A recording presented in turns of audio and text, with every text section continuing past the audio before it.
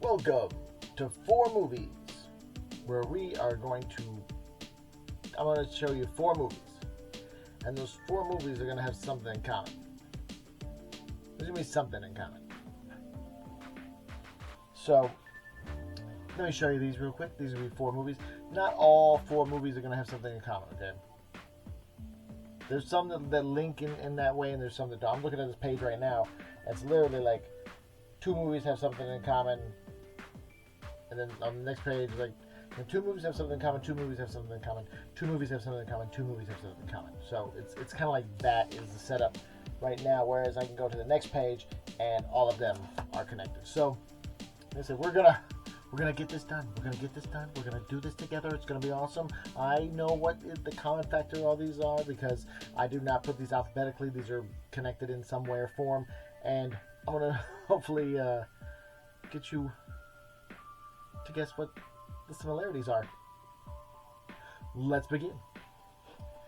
First movie, The Great. Take It. Starring Liam Neeson.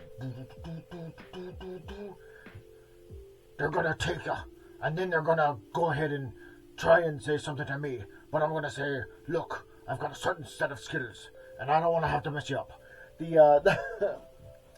They probably shouldn't have killed me in the first Star Wars movie. Wow, I went really Scottish at the end there. Boy. Yeah, no, great movie, phenomenal. Like, the pacing's perfect. It's one of those things where it's like, this first movie just pop, it doesn't let up. It's one of those things where at the beginning there, you kind of like, for like half a second, and then it's just into it, and it's like, it's so good. Yeah, definitely worth a watch. Ash back. If you don't know the plot of it, basically Liam Neeson's character knows some stuff, and then his daughter goes out on a trip, and she gets taken, hence the title of the movie. And then, you know, like, he's got to get her back. He's got skills that they didn't even know about. He's good at his job. Next movie, bam, Lord of Illusions. Clive Barker's Lord of Illusions. This is a phenomenal horror movie. Like, this is really good. Starring Scott Bakula, and that one guy from Deep Rising, where he's like, can you just get asthma? I don't know his name. He's in all the Stephen Summer movies.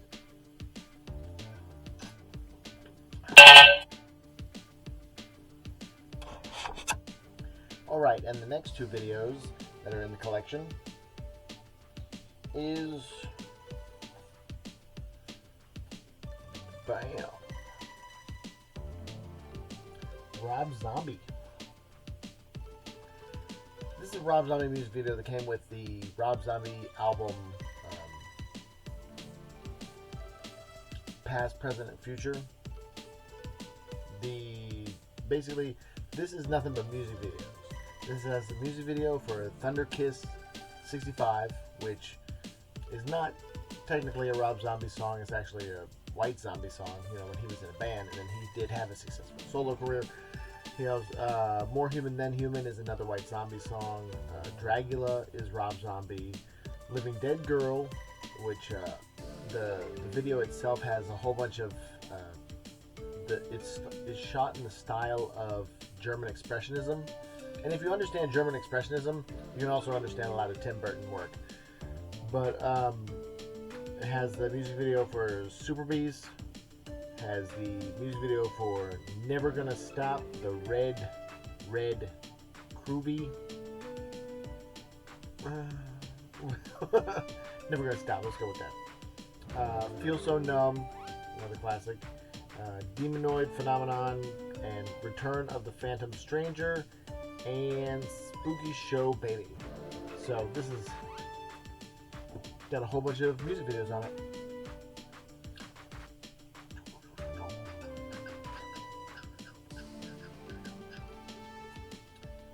And if you didn't know, my first concert was Rob Zombie. Ooh, yeah.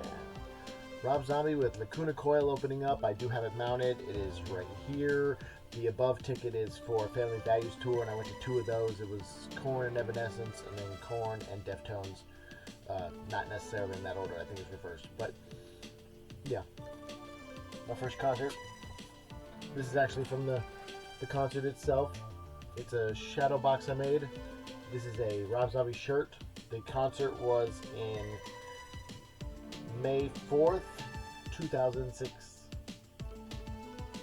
And it was super fun. Like I said, Lacuna Coil opened up for him, and I had never heard of Lacuna Coil before, but they rocked. It was a really good show.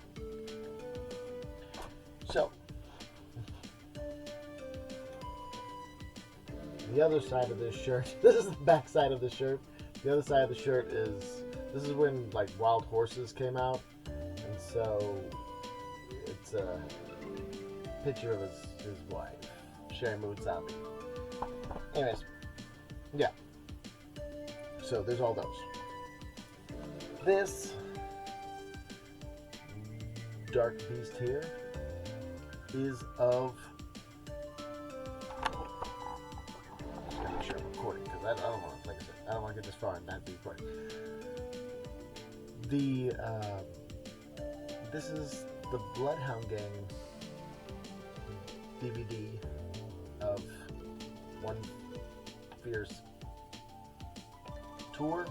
I don't know the official name of it, but it's basically a DVD of like Bloodhound Gang tour video, and it has all the music videos on it, and it has some stuff on there. Like I said, if I can explain my love-hate relationship with one of my favorite bands, Bloodhound Gang, I came into enjoying Bloodhound Gang on their second album, their second big album. Like I said, they had one, their indie one, and then they had like the reboot of that, which was Use Your Fingers, and then I came in on One Fierce Beer Coaster, which had Firewater Burn on there, where it was like this monotone song, where it was like the roof is on fire, but it was like alternative rap or alternative hip hop, depending on which way you want to perceive that, and I just really enjoyed it, and I thought it was awesome, and I was waiting so long for the next album to come out, and then it was like the next album was more, they became gimmicky and kind of grabbed onto that, because the next album was Hooray for Boobies, and it had the one song that's still played, on a radio station that I listen to, 94.5, to this day, which is the Bad Touch.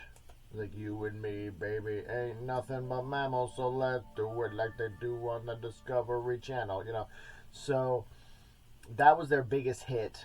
And then, after that was the Hefty Fine album, which I did get, and I did not get the album after that. It was one of those things where, like, I was so impressed with One Fierce Beer Coaster, which is what this is about, and then I was not as impressed with the next album, but at the same time, like, it was good, but it was gimmicky, and like I said, I have a love-hate relationship with the band and stuff like that, because it's one of those things where, like, one of my favorite bands, like I said, big inspiration on me, the music and stuff like that, but all the interviews I've seen of them, it's like, I don't think I'd like them as human beings. Because all the shows and stuff like that I've seen them on, it's just like, no. Supposedly, the lead singer was on, like, Bear Margera or something like that, and it's like, Bear Margera was a cool show to watch, but I don't know if I'd want Bear Margera as a friend, same type deal. So, that's the thing. And, yeah, like I said, I know most of all the words to most of the Bloodhound Gang most of the Bloodhound Gang repertoire, the songography or discography, or whatever, like, especially One Fierce Beer Coaster, because that was the album that I was listening to on my CD player, sitting in front of my box fan, and just looking at the lyrics and reading them out and stuff like that. So That was awesome. Okay, you've heard 4 movies. What's the connection? Why was the first half of the movie black and white? First half of this video, black and white. Is that a clue? It might be. If you can't figure out the similarities between these movies, let me go ahead and tell you right now. Lord of Illusions and Taken both have Famke Janssen in them. I hope I probably butchered that. I'm sorry. But the lady who played the wife on Taken is also in Lord of Illusions. That's what links these 2 movies. She also played Jean Grey on the live-action X-Men movies. And so that's what links those 2 movies. And then the Rob Zombie and Bloodhound Gang are essentially music video DVDs, and that's what links them.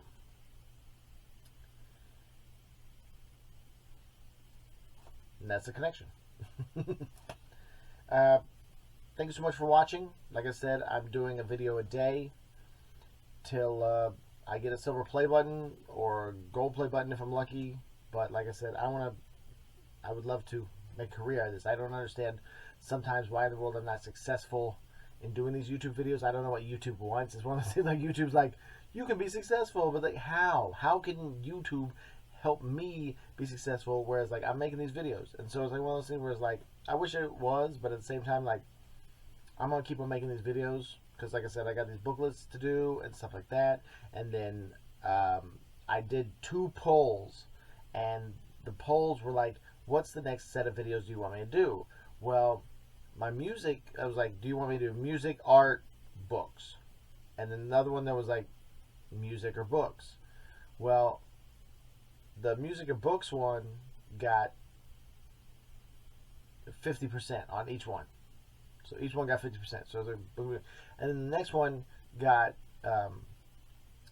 music was picked as well. So out of those both polls there, music got picked.